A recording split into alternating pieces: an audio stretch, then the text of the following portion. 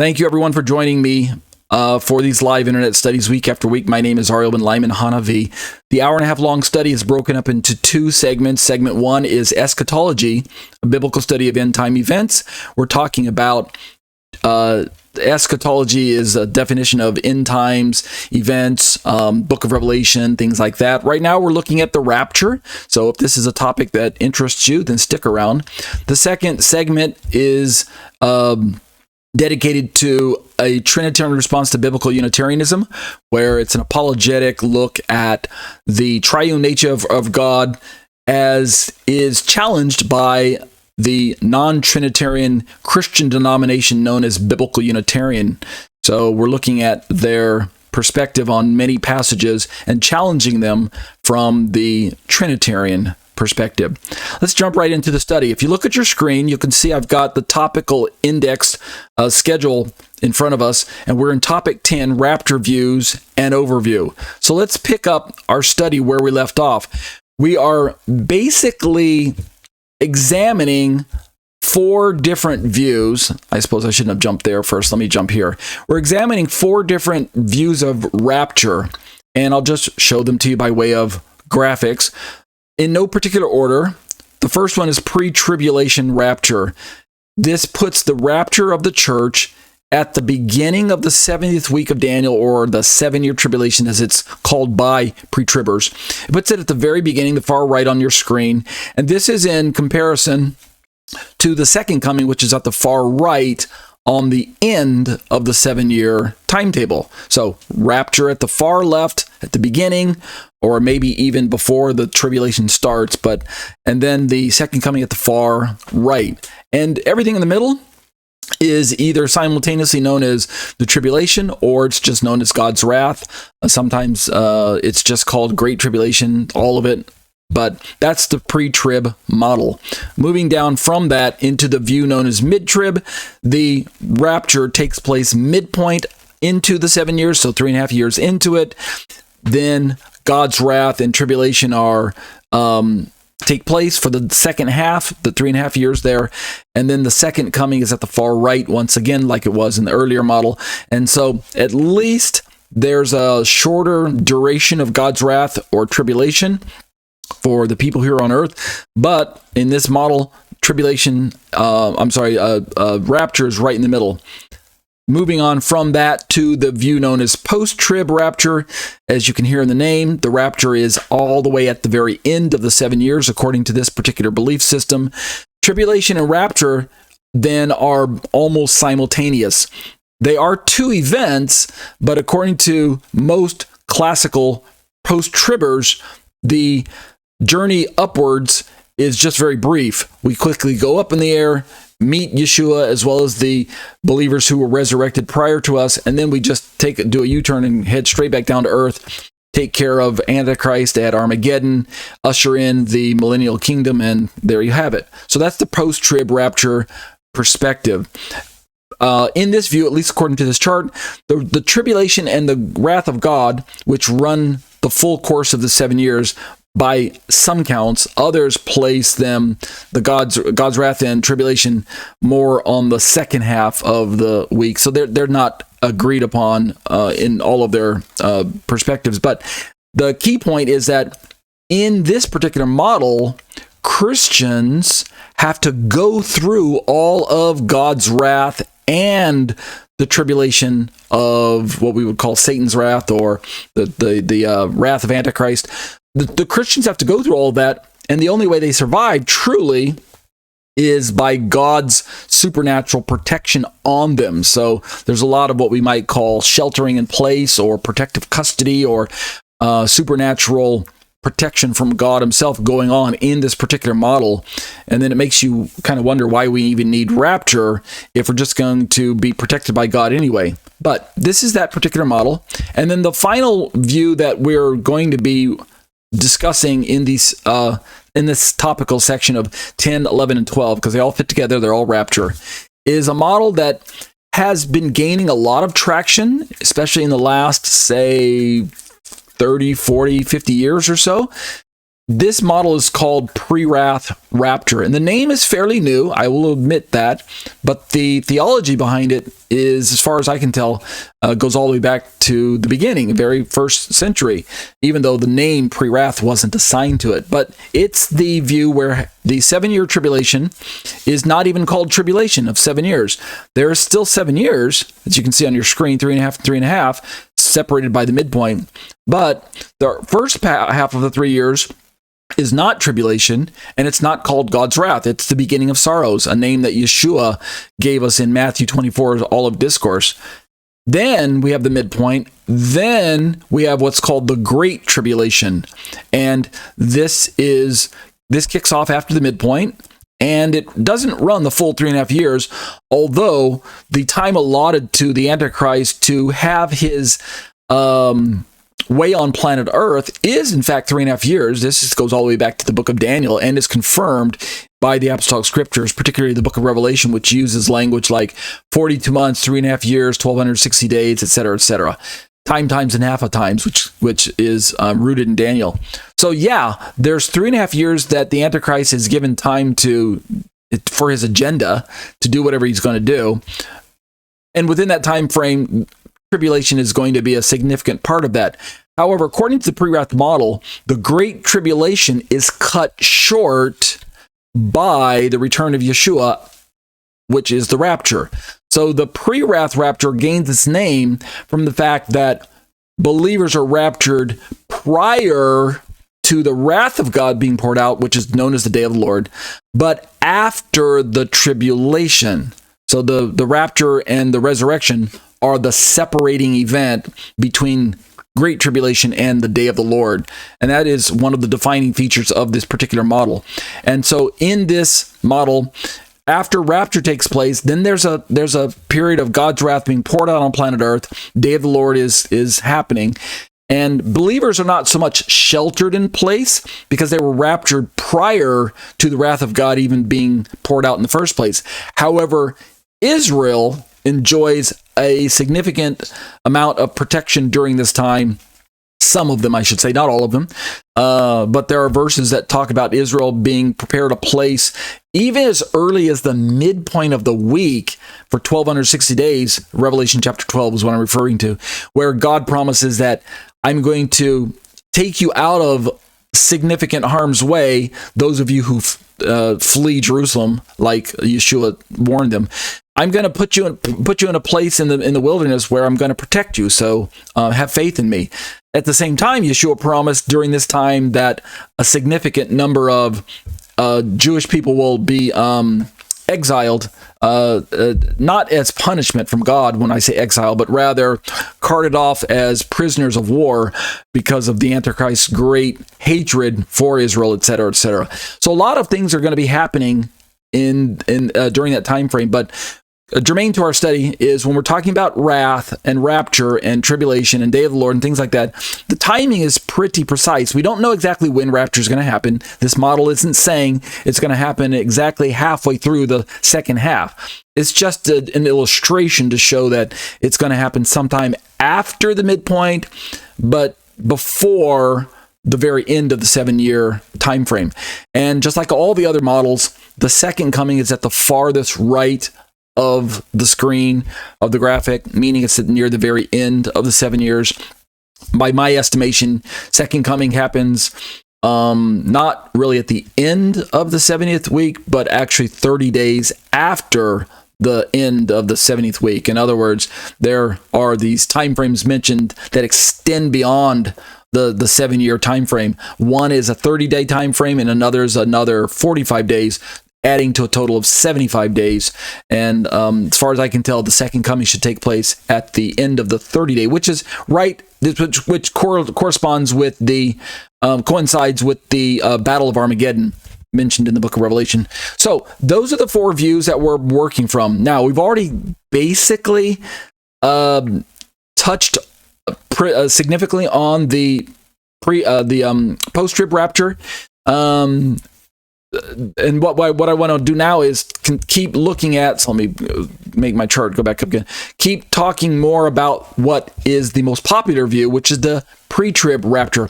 I've got a little graphic I'll flash in post-production. I didn't have it prepped earlier because I didn't think I was going to need it. But there's a chart. It was a survey done a few years ago, not even that long ago, if I remember.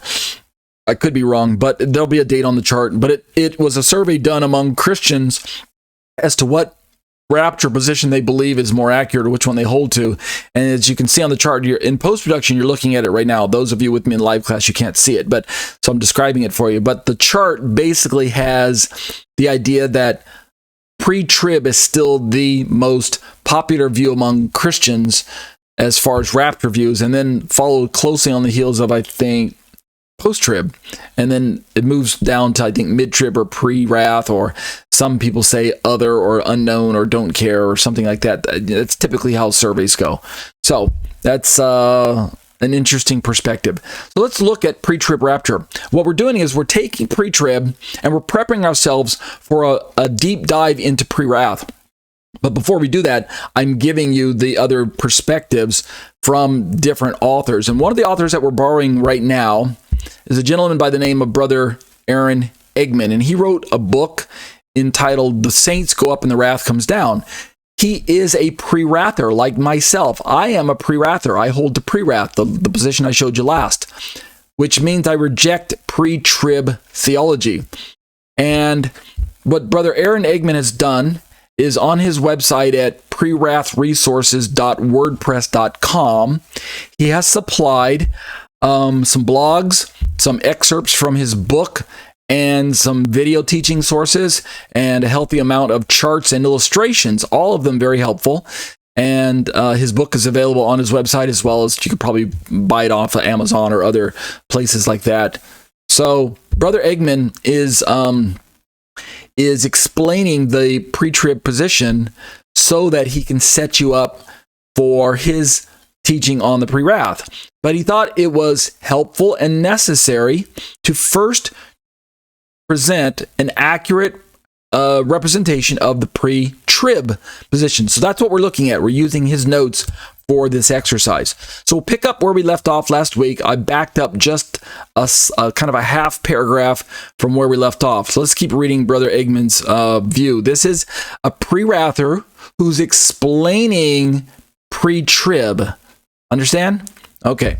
And if we finish this tonight, then we'll turn right into the next resource, which is Professor Alan Hultberg on what is the rapture, when will it happen. And so we're still in topic 10, which is rapture overview. Right, let me go back to the topical schedule. Rapture views and overview.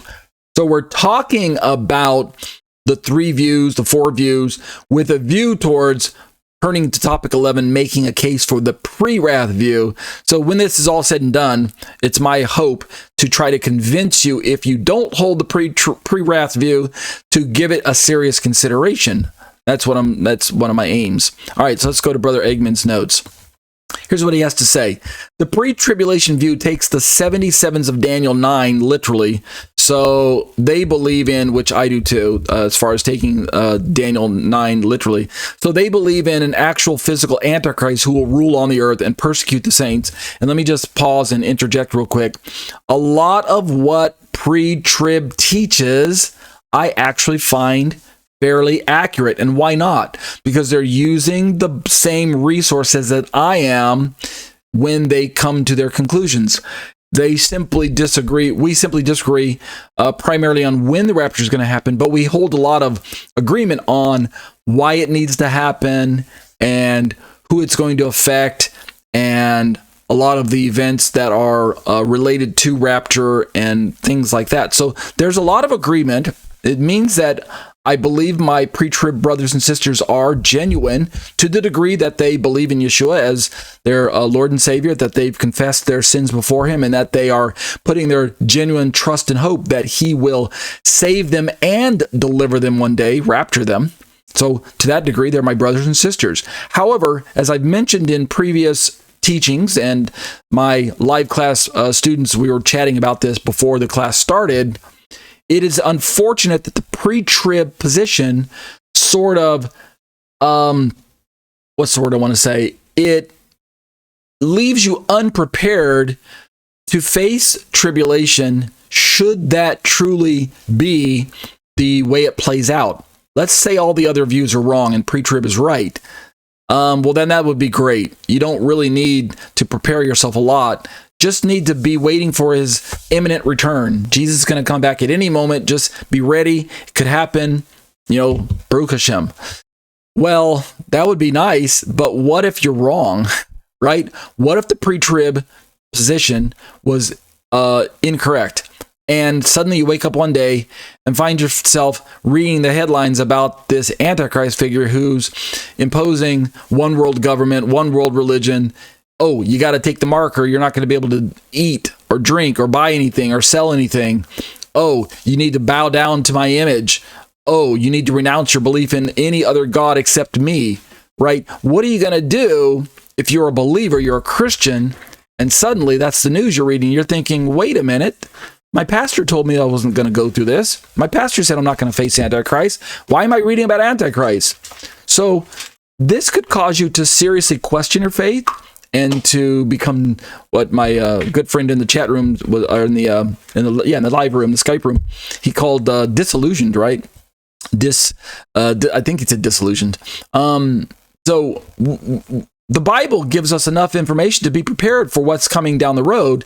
And we're even promised that we can know the season, even if we don't know the exact day or the hour.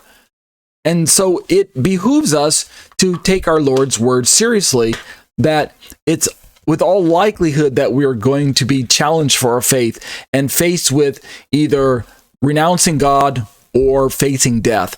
Yet, if we're being taught that we're going to escape all of those challenges, that we're just going to be whisked away before any such tribulation hits planet Earth, well, then we're really, I think, put in a very bad position, and it's a dangerous teaching, in my opinion. So it's very tragic that so many Christians are following that teaching. You remember the graphic I showed earlier? It's the most popular position among Christians.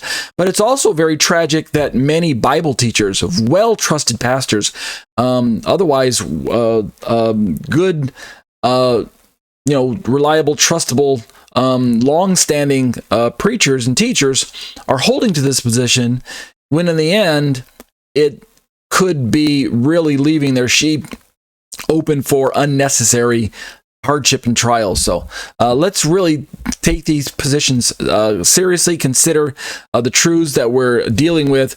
It's not a salvific issue, as far as I can tell. I mentioned this before, and I'll shut up and keep reading Brother Eggman. It doesn't really matter which position you hold to as far as your salvation. Eternally saved is not dependent upon which rapture position you hold to, as far as I can tell. But to the degree that your salvation and your hope in God and your trust in what's happening around you can affect your faith based on what you expect to happen and what trials and tribulations you face, well, then it's very important as to what position you hold to, because if not for you, do it for your loved ones. I mean, maybe you are secure in your faith, and you're like, nope, no matter what happens, I'm going to hold to the Lord. But there are a lot of people who are wavering, a lot of people who aren't quite sure, and there are a ton of people who are just playing church. There are too many people out there who are compromised. They're Christian in name only. So if not for yourself, rethinking which position you hold, how about the people that are close to you, right? Consider what they might have to go through as well. All right, let's read Brother Eggman and work our way down through the rest of his notes. I've only got really kind of two or three major paragraphs in this, and then I'm pretty sure we're going to be able to turn into Professor Holtman. So Brother Eggman talks about how that what pre-tribbers believe in is a physical antichrist, a literal rule here in persecution on earth. They don't spiritualize things, which I really, really appreciate that perspective from the pre-tribbers. He's going to keep talking about how that tribulation is something that we as Christians are not going to face based on Jesus promising to come and rescue us. So let's pick up the reading here. Speaking of pre-tribbers, remember, this is a pre-raptors view on pre-trib. He says that they believe this period of persecution and hardship, called the tribulation period, lasts 7 years. I myself, as a pre-rapture, as well as Brother Eggman, who is also pre-rapture, neither one of us hold to a 7-year tribulation period. By comparison, the tribulation from our perspective is maybe as long as a year and a half, 2 years, maybe not longer than 3.5 years, right? It's definitely shorter than 3.5 years, or no longer than 3.5 years, because the Antichrist himself is brought to an end at not just the 3.5 year mark, but he faces off with Yeshua at the 3.5 and 30-day mark. I mean, the Battle of Armageddon is where he meets his end one way or another. He's brought to a very prominent halt. So the tribulation is not going to last more than 3.5 years at the very least, according to my understanding of Scripture. But there are other passages that indicate that it could at least last 5.5 months, 6 months or something to that effect. 5 months plus the extra 30 days that Daniel talks about.